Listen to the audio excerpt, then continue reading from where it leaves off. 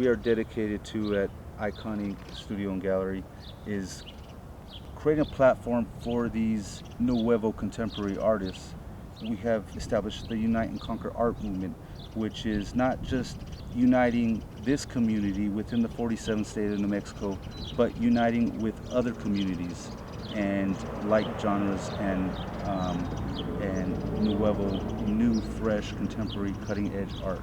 And the Unite and Conquer movement is working diligently to unite these artists, but also we have created an event that would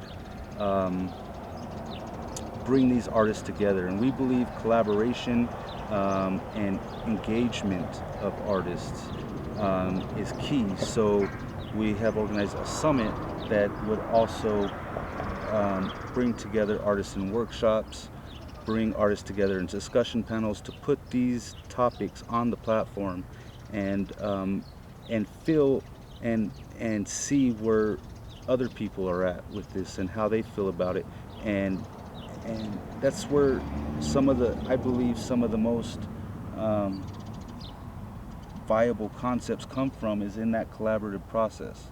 Artists, in some ways, at least the artists who are more interesting, have always initially been outsiders. And I think the wonderful thing about a movement like this is that it can give those people who come out of prison and who, if you will, embrace a more creative self of themselves, have a community that recognizes them, a community that they can join, a community that will support their interests, and a community that will give them a place to transition gradually from a former life and a former self into one that can be more easily integrated into the general society, and also give them a different sense of self-worth that can be productive and that can be self-fulfilling. Most artistic movements initially were marginalized. If you will, Caravaggio was marginalized initially, so was Dali, so was Willem de Kooning and Barnett Newman, if you will. But generally, there was, if you will, a critical response on the part of certain individuals who said, no, wait a minute, we need to take another look at this. We need to take a more serious look at this and begin to, if not proselytize, at least help people understand what it is, why it is legitimate, and why it makes a contribution to the human imagination. And I think this is one of the central themes of what it is that you are doing, Eric. My part is essentially a very small part, and that is I've decided to offer a prize that serves as an incentive, and it's a monetary prize, not just because of the money, but because it gives the individual recipients an understanding that they are appreciated and that their work has value, not only intrinsically, not only for themselves, not only on the part of the movement, but also in the commercial arena. With that being said, I just wanted to thank Peter for everything he does, not just for me, but for this art community and for this show.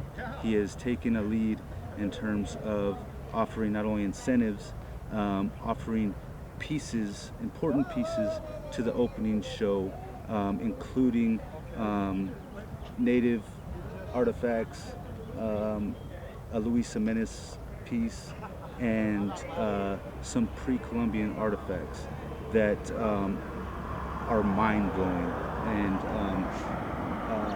And I don't think that, we want to forget initially your journey, which I think is centrally a part, not necessarily of these upcoming events, but certainly of your motivation. And that is, we also want to make it clear that people who learn art and learn to paint, learn appreciation of art and the making of art in prison can, once they are outside, transition into a meaningful and fulfilling endeavor.